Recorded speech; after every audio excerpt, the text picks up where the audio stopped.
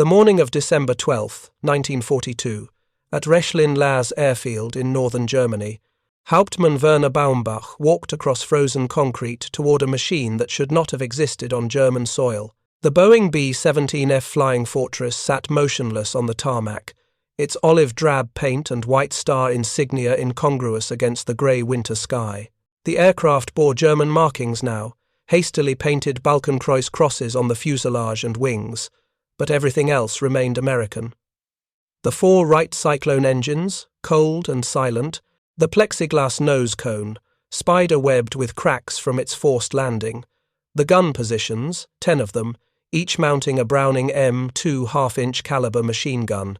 Baumbach was not there to fly the bomber on a mission. He was there to understand why German fighter pilots were dying in numbers that defied pre-war calculations. The Luftwaffe had dominated the skies over Poland, France, and the Low Countries.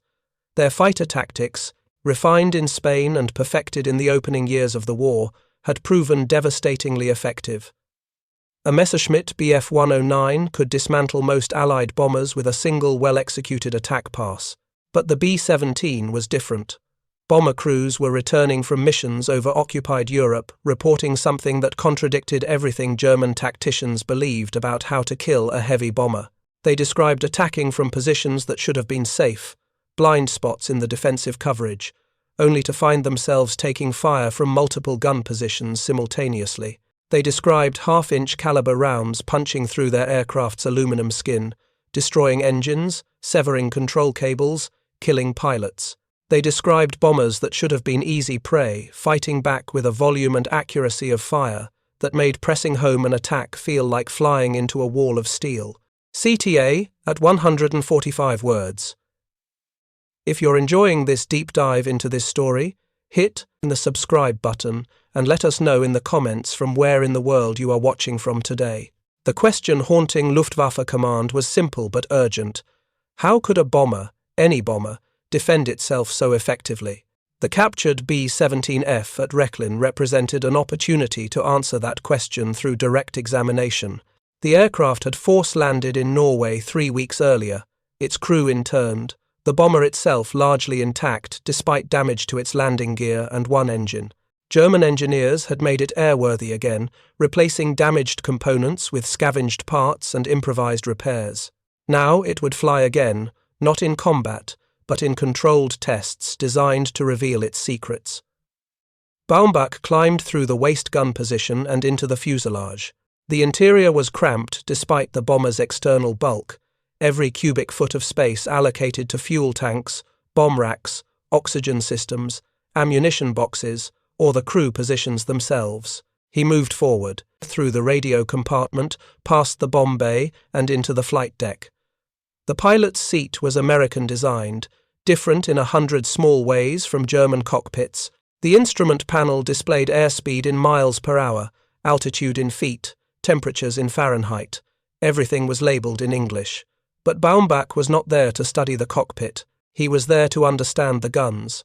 10 Browning M2 machine guns, each capable of firing between 700 and 800 rounds per minute, each loaded with a mixture of ball, armor-piercing, incendiary, and tracer ammunition, each positioned to cover specific arcs of the sky around the bomber. The chin turret beneath the nose, the dorsal turret behind the cockpit, the ball turret suspended beneath the fuselage, the tail guns, the waist guns, the cheek guns in the nose. Together, these weapons created overlapping fields of fire that theoretically left no safe approach angle for an attacking fighter.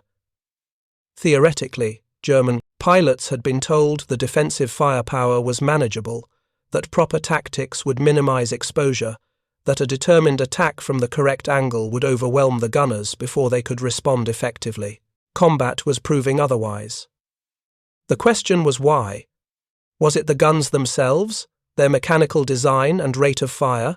Was it the ammunition, the half-inch caliber rounds with their superior range and penetrating power? Was it the positioning, the way the gun mounts covered different sectors? Or was it something more fundamental, something in the design philosophy that had created this bomber? Baumbach would spend the next several hours finding answers. What he learned would force the Luftwaffe to rethink everything it believed about how to destroy American heavy bombers. The Boeing B-17 Flying Fortress emerged from a specific American military philosophy that differed fundamentally from European approaches to strategic bombing.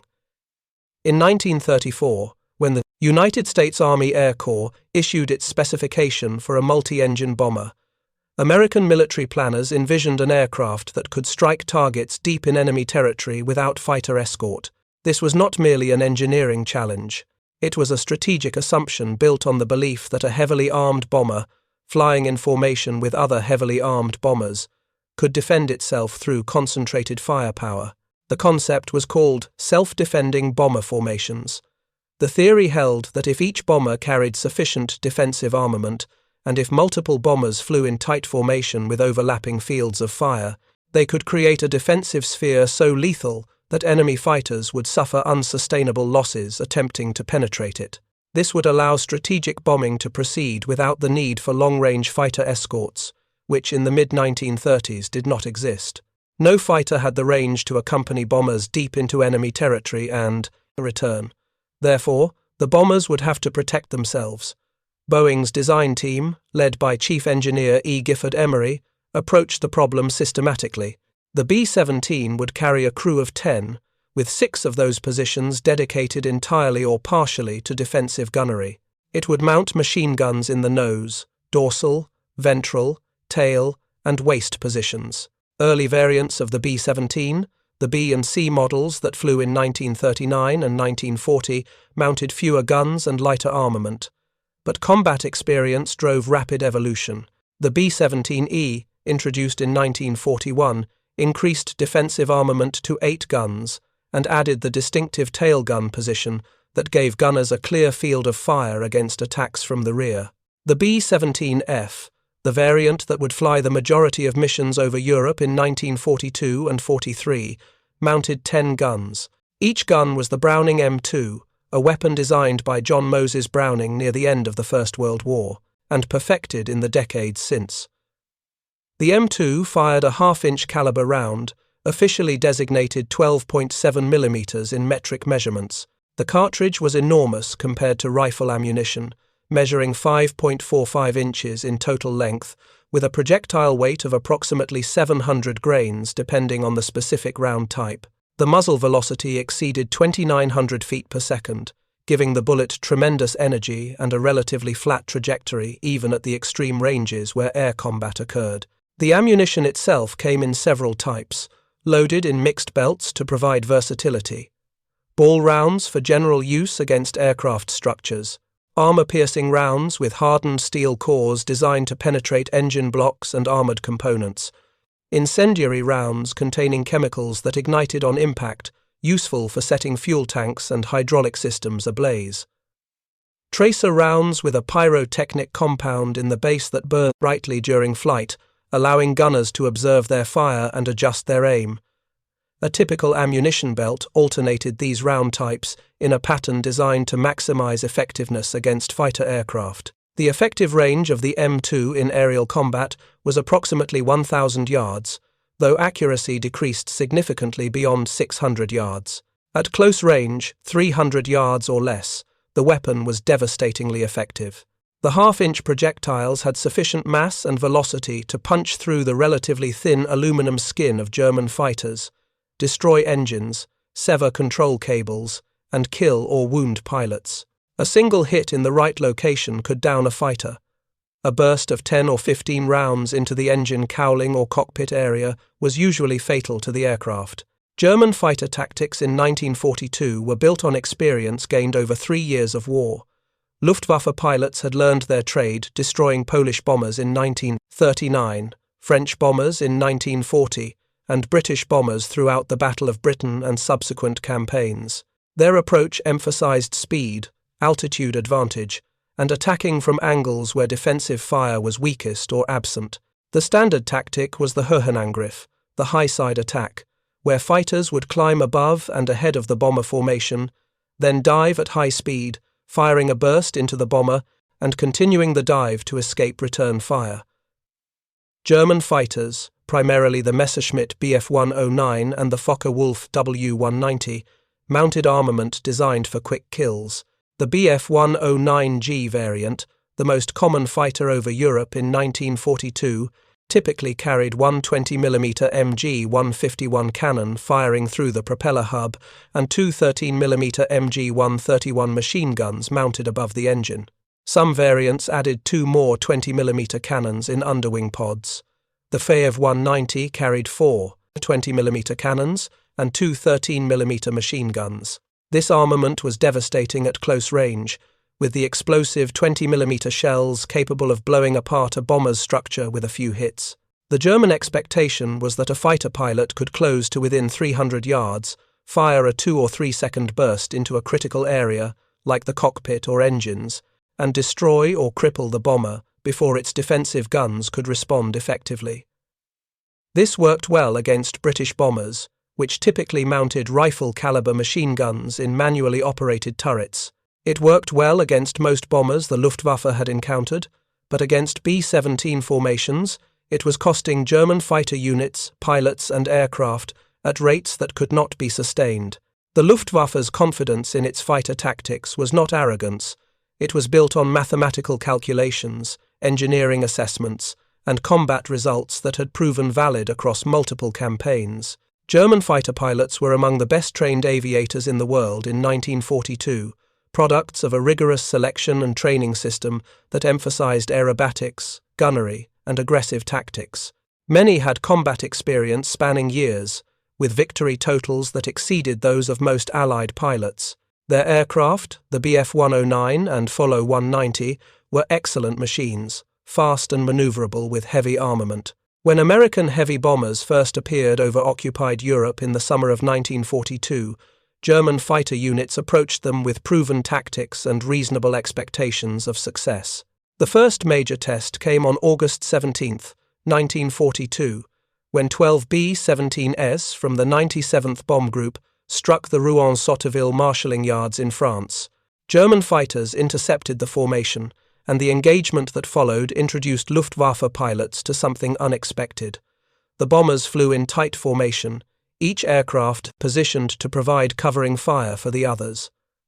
When fighters attacked, they encountered coordinated defensive fire from multiple bombers simultaneously.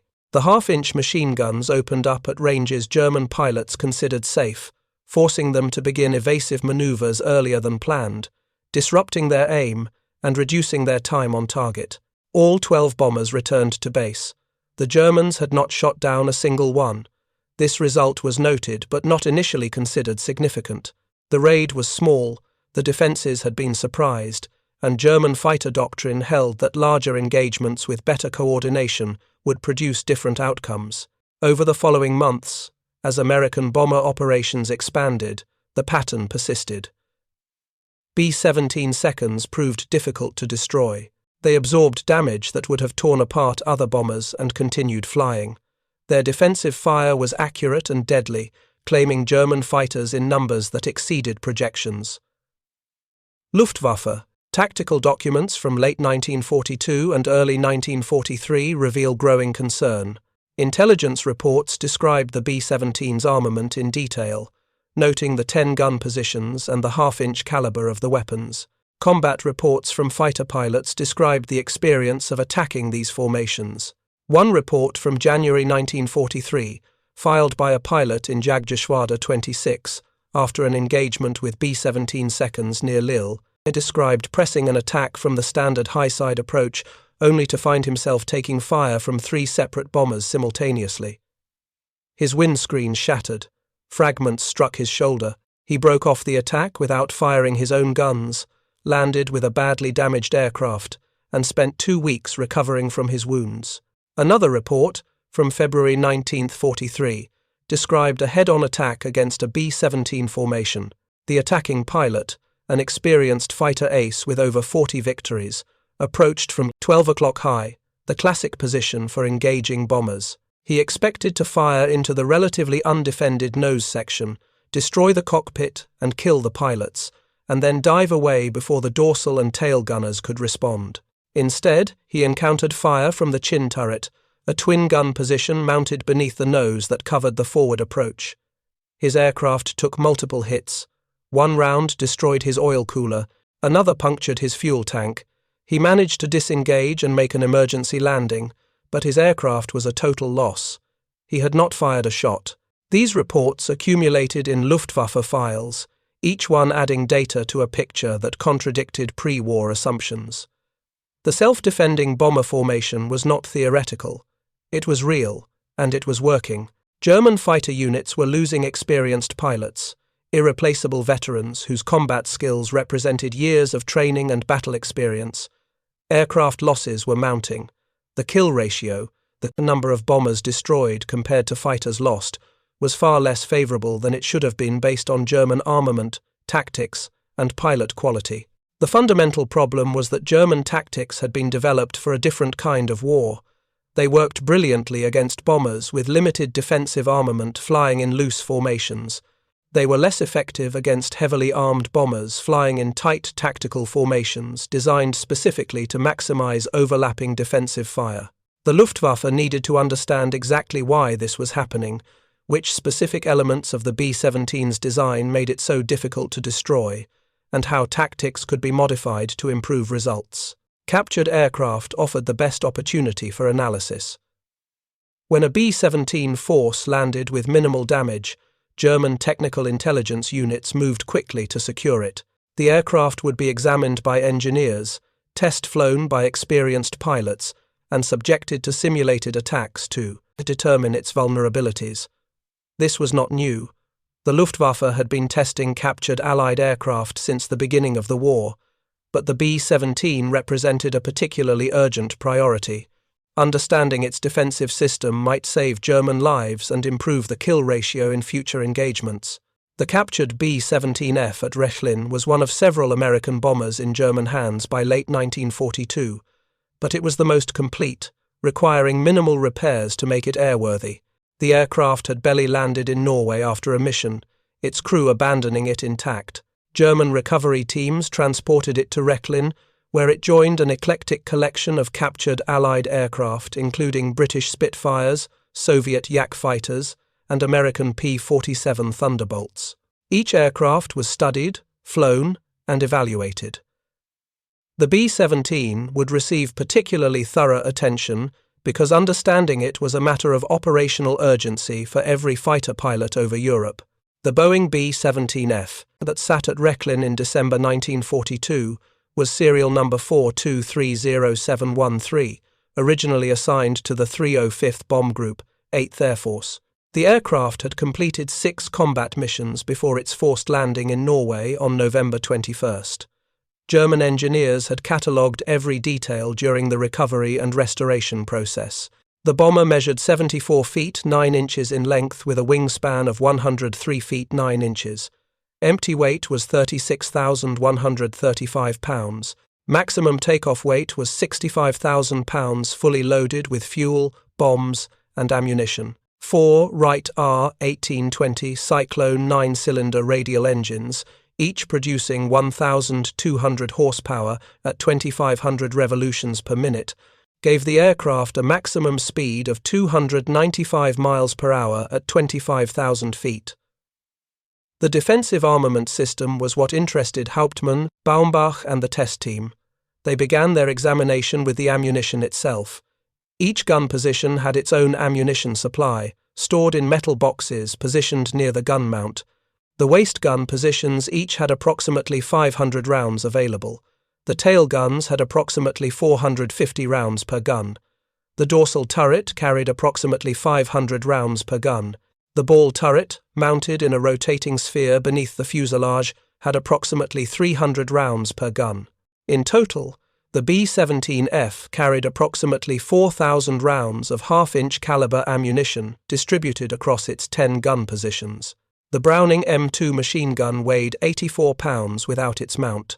The weapon operated on a short recoil principle, where the barrel and bolt recoiled together for a short distance before separating, with the bolt continuing rearward to eject the spent case and chamber a new round. The cyclic rate of fire was between 750 and 850 rounds per minute, depending on specific adjustments and conditions.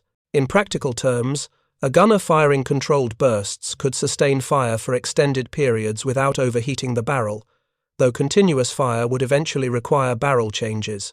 The half-inch ammunition fired from these guns had been tested extensively by German ordnance experts using captured rounds. The standard ball round contained a lead core with a full metal jacket, weighing approximately 706 grains.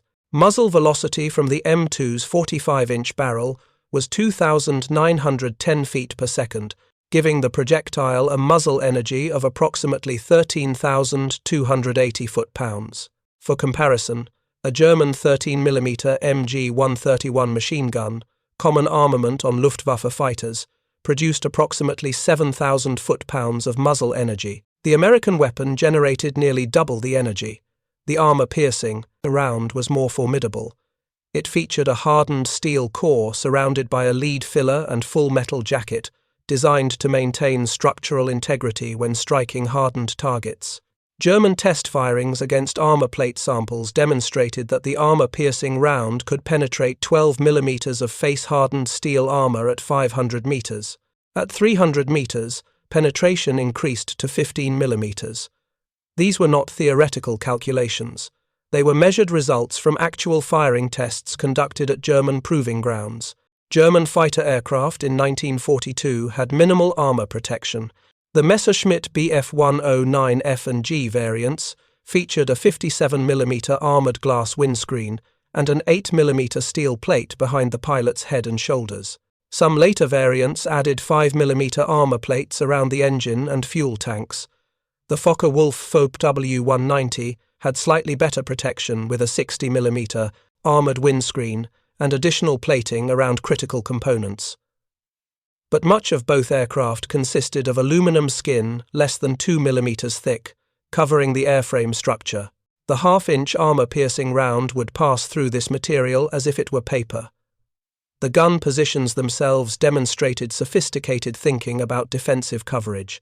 The tail position mounted two guns in a manually operated mount, giving the gunner coverage of the entire rear hemisphere. The dorsal turret, positioned behind the cockpit, rotated through 360 degrees and elevated nearly vertical, covering the upper hemisphere. The ball turret beneath the fuselage provided similar coverage below.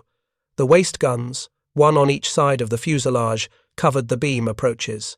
The cheek guns in the nose covered frontal attacks from slight angles.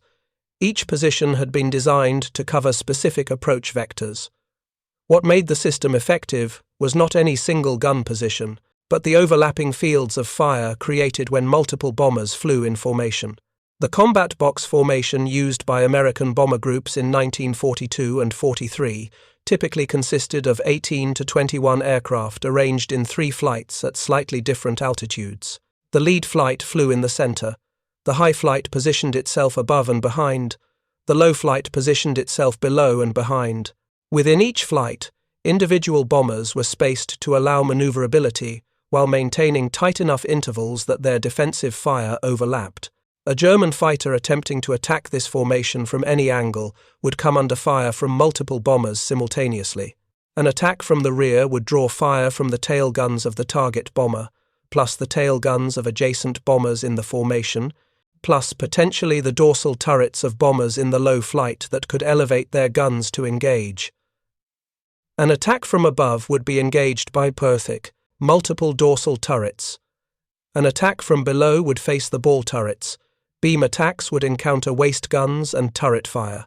Even head-on attacks, theoretically the safest approach because they minimized exposure time, would face fire from nose guns and forward-firing turret positions. German test pilots at Rechlin had access to detailed briefings on American formation tactics, compiled from reconnaissance photographs and interrogations of captured American air crews. They understood intellectually how the system was supposed to work, but understanding it intellectually and experiencing it directly were different things. Baumbach and his team would spend the next several weeks flying the captured B-17, conducting simulated attacks with German fighters, and documenting exactly what an attacking pilot would face. If you find this story engaging, please take a moment to subscribe and enable notifications. It helps us continue producing in-depth content like this. The testing began with basic familiarization flights. German pilots needed to understand how the bomber handled, its performance characteristics, and its limitations. The B-17 was not particularly maneuverable compared to fighters, but it was stable and relatively easy to fly. The controls were heavy but responsive. Visibility from the cockpit was excellent. The aircraft could maintain formation easily once trimmed for level flight. What impressed the German pilots most was the bomber's structural strength. It absorbed stress and damage that would have torn apart most German bombers. The airframe was overbuilt by European standards, designed with redundancy and safety margins that reflected American engineering philosophy. The critical tests began in early January 1943, when Rechlin's test pilots flew the B-17 inches formation with two other captured American bombers, while German fighters conducted simulated attacks. The fighters would approach using standard Luftwaffe tactics and observers, and the bombers would document what fields of fire could be brought to bear. The ammunition was removed from all aircraft to prevent accidents, but the guns remained functional and could be aimed and tracked. The tests would reveal what an attacking pilot would actually face. Oberleutnant Hans Eckhard Bob, an experienced fighter pilot with 60 victories, including combat over Britain and the Eastern Front, flew the first simulated attack in a Bf-109. He was instructed to approach the B-17 formation from the standard high-side position, diving at a 45-degree angle from 7 o'clock high, and to maintain his attack run until he would normally have broken off. Observers in the bombers would track his approach with their guns and document when he entered their effective range and fields of fire. Bob climbed to 30,000 feet and positioned himself 2 miles behind and 5,000 feet above the B-17 formation. He rolled into his dive, accelerating rapidly, and began his attack run. The experience was immediately different from what he expected. At approximately 1,000 yards distance, he was still above and behind the bombers, not yet in what he considered effective firing range for his own guns. But he could see multiple gun barrels tracking his approach. The dorsal turrets on 2 of the bombers were elevated and following his dive. As he closed to 800 yards, still not firing distance for him, he watched tracer fire arc toward him from the dorsal turret of his target bomber. The rounds passed ahead of his aircraft. The gunner was leading him correctly, anticipating his flight path. At 600 yards, he entered what he considered his effective firing envelope and would normally have opened fire. But he was now taking simulated fire from 3 separate gun positions simultaneously: the dorsal turret of his target bomber, the dorsal turret of an adjacent bomber in the formation, and the tail guns of a bomber in the high flight above and behind his target. All 3 gunners had clear shots at him. All 3 were tracking him accurately. If the ammunition had been live, he would have been flying through a cone of fire with approximately 2,400 rounds per minute coming toward him from 3 different angles. He maintained his dive for another 2 seconds, the time it would normally take to fire a burst from his cannons and machine guns. During those 2 seconds, at his closing speed, he passed from 600 yards to 300 yards. At this range, the concentration of fire intensified. He was now within lethal range of the half-inch guns, and the gunners could hardly miss. He broke off the attack and radioed his observations to the ground. He reported that the defensive fire was far heavier than anticipated, that multiple gun positions could engage simultaneously, and that maintaining his attack long enough to ensure hits on the bomber would have required flying through fire that would almost certainly have damaged or destroyed his aircraft. A second test pilot, Hauptmann Heinz Baer, attempted a different approach. Baer was one of the Luftwaffe's most experienced fighter pilots, with over 120 victories at that point in the war. He had flown against Soviet, British, and American aircraft and understood bomber tactics thoroughly. He chose to attack from dead ahead, 12 o'clock level, flying directly at the bomber formation head-on. This approach minimized his exposure time because the closing speed was extremely high, approximately 500 miles per hour combined velocity. He would have perhaps 3 seconds to fire before having to break away to avoid collision. Baer approached from 20 miles ahead of the formation at the same altitude. He flew directly at the lead bomber, closing at maximum speed. At 1,000 yards, he could see the nose guns tracking him. At 800 yards, he observed muzzle flashes as the gunners opened fire. The tracers arced toward him in slow-motion streams that belied their actual velocity. At 600 yards, he was taking fire from the cheek guns in the nose, and potentially from the dorsal turrets which could traverse forward. At 400 yards, the fire was intense enough that if it had been real, he calculated he would have taken multiple hits. He would normally have opened fire at 350 yards and maintained fire until 200 yards, then broken hard left or right to avoid collision. During that window, approximately 1.5 seconds at his closure rate, he would have been in the optimal firing position. But during that same window, he would have been flying directly into concentrated fire from multiple gun positions. If even one half-inch round struck his engine, he would lose power. If one struck his windscreen or cockpit, he could be killed instantly. The head-on attack, which German tacticians had considered one of the safest approaches, was actually extremely dangerous against a well-armed bomber with forward-firing defensive positions. Additional tests explored beam attacks from 3 o'clock and 9 o'clock, diving attacks from directly above, and climbing attacks from below. Every approach revealed the same pattern. By the time a German fighter entered effective firing range for its own weapons, it was already under fire from multiple bomber gun positions. The half-inch machine guns had range and hitting power that exceeded what German pilots expected from defensive armament. The overlapping fields of fire meant that no approach angle was safe. Even if the attacking pilot accepted the risk and pressed home his attack, he would be exposed to defensive fire for several seconds, long enough for gunners to fire dozens of rounds at him. The psychological impact on the test pilots was significant. These were experienced men who understood air combat intimately. They recognized immediately that their standard tactics, which worked well against other bombers, were inadequate against the B-17. The American bomber's defensive system was not revolutionary in concept. It was simply extremely well executed. Multiple guns with excellent range and hitting power, positioned to cover all approach angles, employed by trained gunners in aircraft flying tight formations. The result was a defensive envelope that made attacking the formation genuinely dangerous. The final series of tests in February 1943 focused on specific vulnerabilities that might be exploited. German fighter pilots needed tactics that would work despite the heavy defensive fire. The test team examined whether attacks from extreme range might allow fighters to fire their weapons while remaining outside the effective range of the half-inch guns. They tested whether very high-speed diving attacks from directly above would give gunners insufficient time to track and engage. They explored whether attacks from directly below, through the blind spot created by the bomber's own fuselage and wings, might provide a safe approach. Each test revealed problems.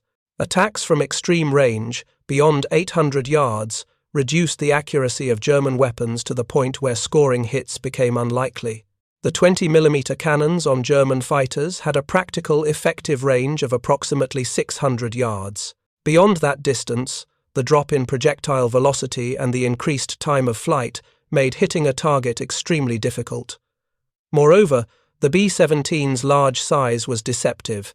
It looked like a huge target, but the critical areas, the cockpit, engines, and fuel tanks, represented relatively small portions of the overall structure. Hitting these critical areas required closing to ranges where German gunnery was reliable, which meant entering the envelope where the defensive guns were effective. High-speed diving attacks from above reduced the gunners' tracking time but created their own problems. At very high speeds, above 400 miles per hour, German fighters became difficult to control. The dive had to be carefully managed to avoid overstressing the airframe. The fighter pilot needed to begin his pull-out early enough to avoid diving past the bomber formation, which limited the time available for firing. And even in a very fast dive, the fighter would spend several seconds within range of the dorsal turrets. A skilled gunner, and American bomber gunners were proving to be skilled, could track a diving target and fire accurately even with limited engagement time. Attacks from below, exploiting the blind spot beneath the bomber's fuselage, seemed promising initially. The ball turret covered this area but had limited traverse speed, and the gunner's vision was restricted. However, tests revealed that in formation flying, Bombers positioned in the high flight could lower their ball turrets to cover the underside of bombers in the low flight. An attack from below against one bomber would draw fire from the ball turrets of multiple aircraft in the formation above. The only genuine blind spot was a narrow cone directly beneath and slightly behind the bomber, and reaching that position required the fighter to climb slowly through airspace covered by other gun positions. The most sobering test involved measuring the actual volume of fire a fighter would face during a standard attack. German engineers calculated that during a typical 6-second attack run, from initial firing range at 600 yards to breakaway at 200 yards, a Bf-109 would be exposed to fire from an average of 4 gun positions in a standard B-17 combat box formation. Each gun fired approximately 800 rounds per minute, or 13 rounds per second. Over 6 seconds, each gun would fire approximately 78 rounds. 4 guns meant approximately 312 rounds fired at the attacking fighter during its attack run. Not all of those rounds would be accurate. Deflection shooting at a maneuvering target was difficult even for trained gunners.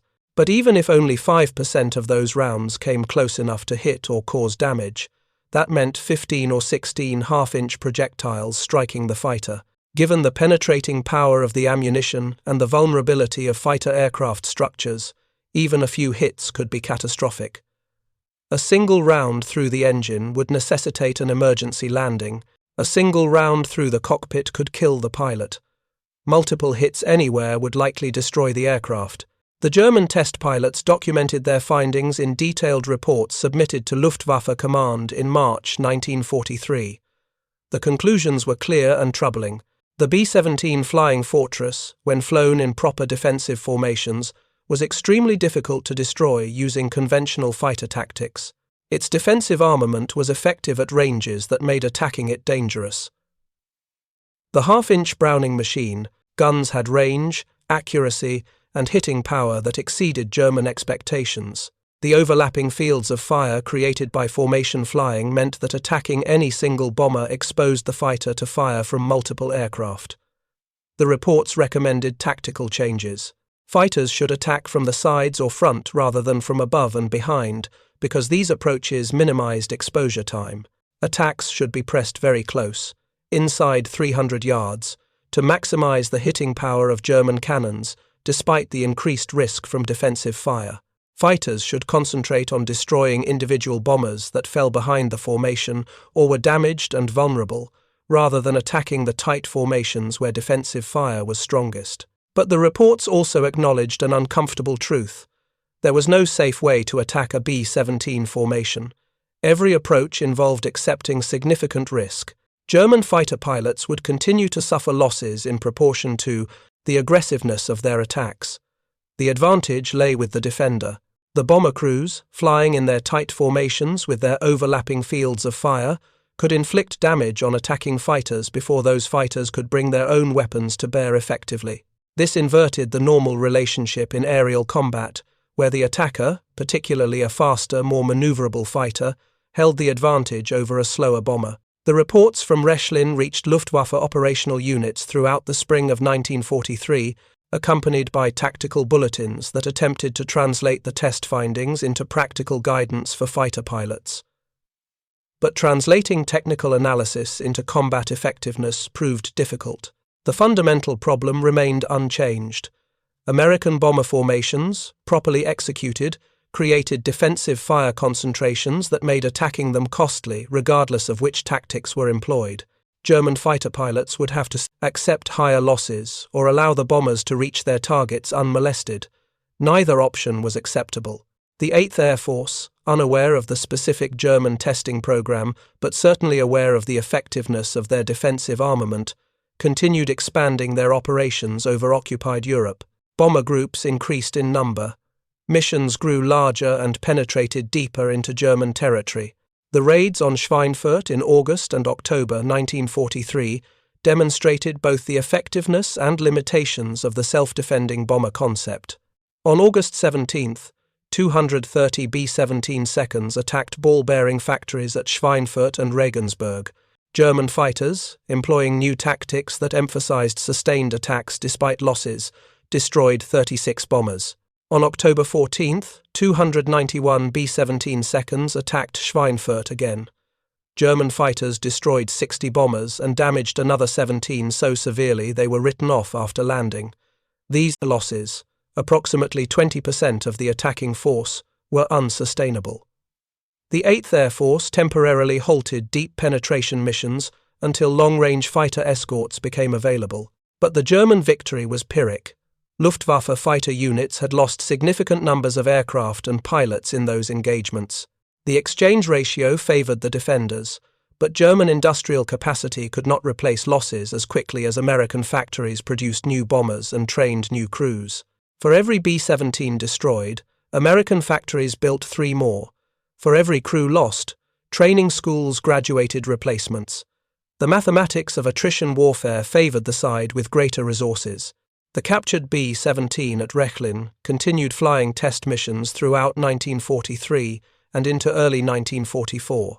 German engineers studied every aspect of its construction, documenting manufacturing techniques, material choices, and design features. They were particularly interested in how American engineers achieved structural strength without excessive weight. The B-17's airframe could absorb tremendous battle damage and continue flying. Bombers returned from missions with entire sections of tail surfaces shot away, with engines destroyed, with huge holes torn through wings and fuselage, yet they remained airborne and brought their crews home. This damage tolerance was built into the design through redundancy and robust structures. Critical control cables were duplicated so that severing one cable did not render the aircraft uncontrollable. Fuel tanks were self-sealing, containing rubber bladders that would swell when punctured by projectiles, closing the hole and preventing fuel loss. The 4-engine layout meant that the bomber could continue flying on 3 engines, or even 2 in emergency situations. The wing structure used multiple spars and heavy skin panels that could tolerate significant damage without catastrophic failure. German bomber, designs of the same era, aircraft like the Heinkel He 111 and Junkers Ju 88 were lighter and more fuel-efficient, but less damage-tolerant. They were designed for a different operational environment where fighter escort was assumed and defensive armament was minimal. German strategic bombing doctrine had never embraced the concept of self-defending bomber formations. German bombers were designed to be fast and difficult to intercept, not heavily armed and able to fight their way through enemy defenses. This philosophical difference reflected different strategic circumstances, but it meant that German engineers were studying an aircraft built around concepts that had no direct equivalent in their own designs. The most significant finding from the extended testing was confirmation that the B-17's defensive effectiveness derived not from any single revolutionary technology, but from the integration of good components into a well-designed system. The half-inch Browning machine gun was an excellent weapon, but not unprecedented. Other nations had similar weapons. The gun positions provided good coverage, but other bombers had multiple gun positions too. The formation flying tactics created overlapping fields of fire, but this was a tactical innovation rather than a technological one. What made the B-17 difficult to destroy was that all these elements worked together effectively. The guns had sufficient range and hitting power. The positions provided adequate coverage. The formations were flown with discipline. The crews were trained to work as coordinated units. Luftwaffe intelligence officers who reviewed the Rechlin findings understood that they were facing not just a good bomber, but an entire system of air warfare that integrated aircraft design, tactical doctrine, crew training, and industrial production into a coherent whole. Defeating that system would require more than tactical adjustments. It would require either overwhelming force or technological superiority sufficient to negate the defensive advantages. Germany had neither. Fighter production was increasing, but so was American bomber production, and at a faster rate. New German fighter designs like the Focke-Wulf Tar 152 and Messerschmitt Me 262 offered improved performance, but they arrived too late and in too few numbers to change the strategic balance.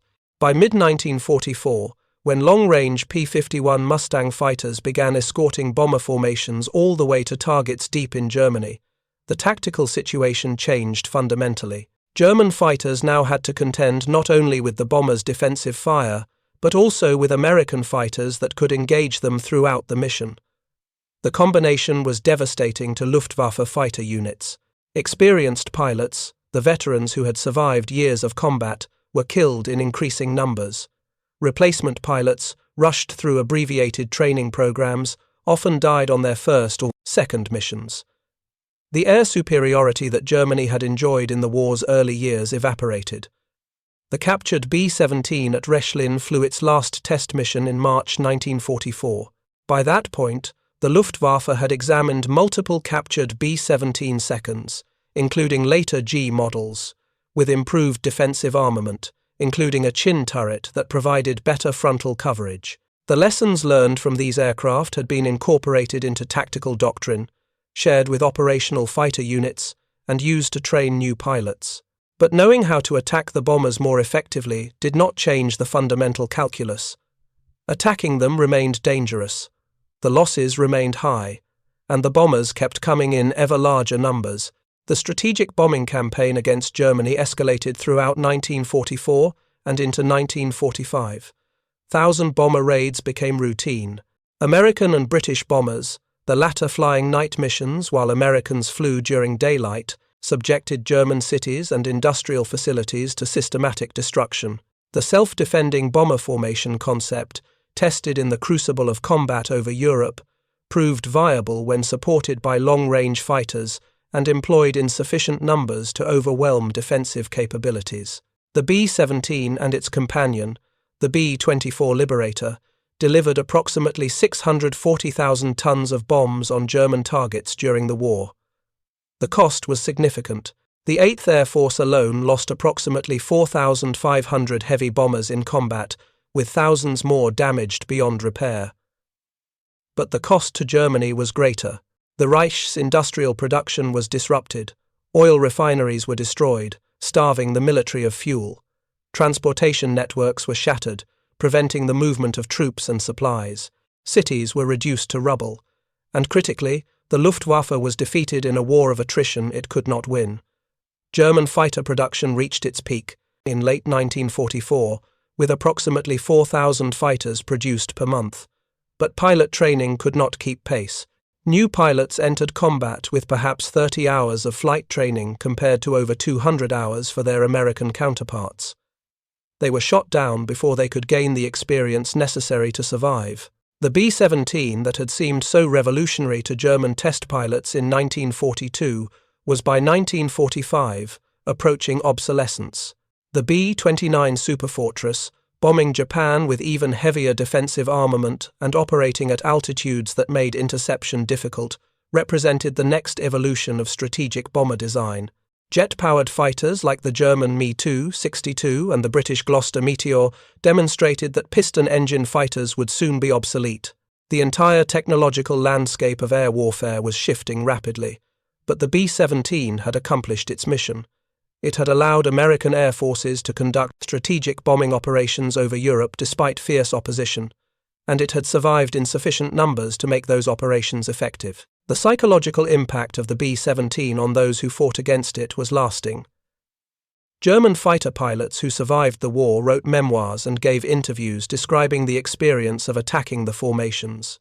They spoke of the wall of fire, the streams of tracers arcing through the sky, the knowledge that pressing home an attack meant flying through concentrated defensive fire that could destroy their aircraft instantly. Some described a fatalistic acceptance, knowing that if they attacked aggressively enough to ensure hits on the bombers, they would likely be hit themselves. Others described the relief when missions were scrubbed due to weather, providing a temporary reprieve from the deadly mathematics of bomber combat. Hauptmann Werner Baumbach, who had conducted the initial tests on the captured B-17 at Rechlin, survived the war and wrote about his experiences in the 1950s. He described the B-17 as the most difficult opponent he had encountered in his career, not because it was particularly fast or maneuverable, but because it fought back so effectively. He noted that attacking a B-17 formation felt like storming a fortress, an apt metaphor given the bomber's name. The fortress had walls made not of stone but of interlocking fields of fire, and those walls could reach out and strike at attackers from distances that seemed impossible for defensive weapons.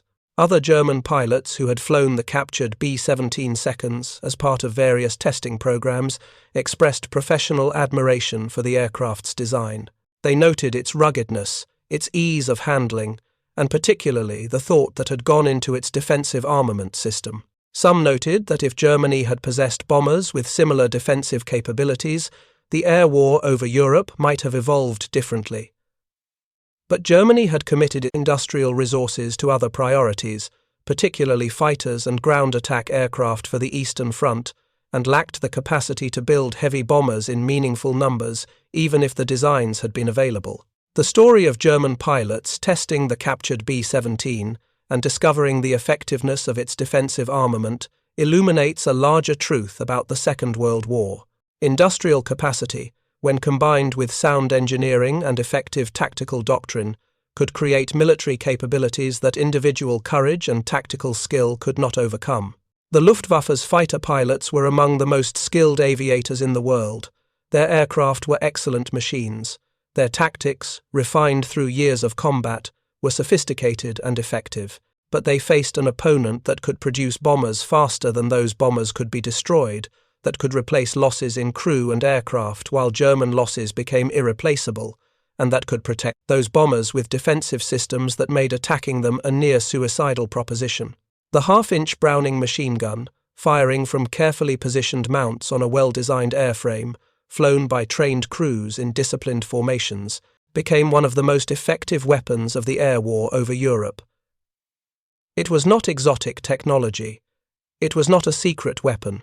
It was simply good engineering applied consistently and supported by industrial production that could deliver thousands of these weapons systems into combat. German intelligence identified the threat.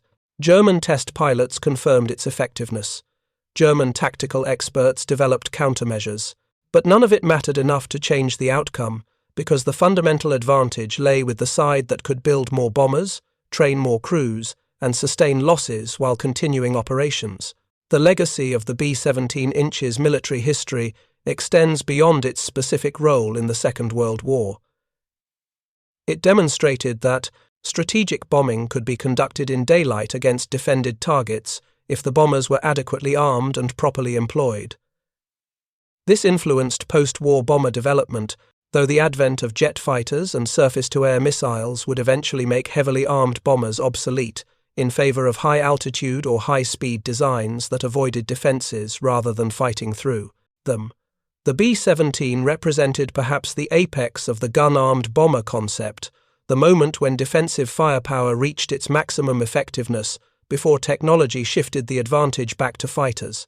For the men who flew in B-17 seconds, the bomber's defensive armament was a source of confidence and pride. Gunners trained extensively on their weapons, learning to lead moving targets, to judge ranges, and to coordinate fire with other crew members.